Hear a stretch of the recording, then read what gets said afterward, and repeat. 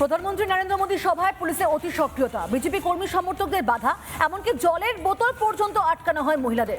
এত বাধা সত্ত্বেও কিন্তু রোখা যায়নি বিজেপি কর্মীদের। দেখুন, মমতা ব্যানার্জি পিসি ভাইপোর পুলিশ, ভাইপোর সঙ্গে 6000 পুলিশ। আজকে আমি ওই পুলিশ প্রশাসনকে বলে দিতে চাই, বাইরে যাই দেখেন দিদি, আপনি লোক ঢুকতে দিচ্ছে না। গেটের মধ্যে বলে ভিআইপি গেট, ওইটা ভিআইপি গেট।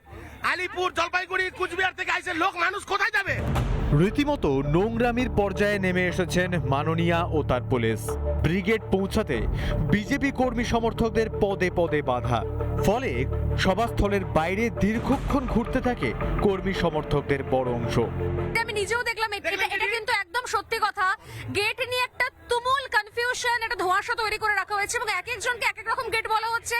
সেই গেট পর্যন্ত যাওয়ার পর বলছে এই গেটটা নয়, আবার অন্য দিকের গেট। পুলিশের উদ্দেশ্য খুব স্পষ্ট, বিজেপি কর্মীদের ব্রিগেডমুখী হতে দেওয়া যাবে না। এটা কি ইচ্ছাকৃত করা হচ্ছে? একদম ইচ্ছাকৃত দিদি, ইচ্ছাকৃত। আমি যে পুলিশের সঙ্গে কথা কাটাকাটি করে ঢুকে আসছি, আমি এটা বলতে চাই, আজকে মোদিজি আমাদের যশস্বী প্রধানমন্ত্রী, বিশ্বগুরু, 56 ইঞ্চকে সিনেমা এখান থেকে ঘর যাবেন, কিন্তু ওইটা ভয়ে কত পাবলিক আছে, এইভাবে মোদিজিকে আটকানো যাবে না। আজকে পুলিশ প্রশাসনকে বলে দিতে চাই, আজকে আপনি দিদির আমলে আছেন, কালকে কিন্তু 2 মাস পরে দাদার আমলে কাজ করতে হবে। দাঁড়ান, নির্লজ্জ দলদাস পুলিশের আরো কীর্তি বাকি আছে। আমরা রাত 10টায় ঘর থেকে বেরিয়েছি। ট্রেন আপনারা কোথা থেকে আসছেন? আসানসোল বিধানসভা থেকে আসছি।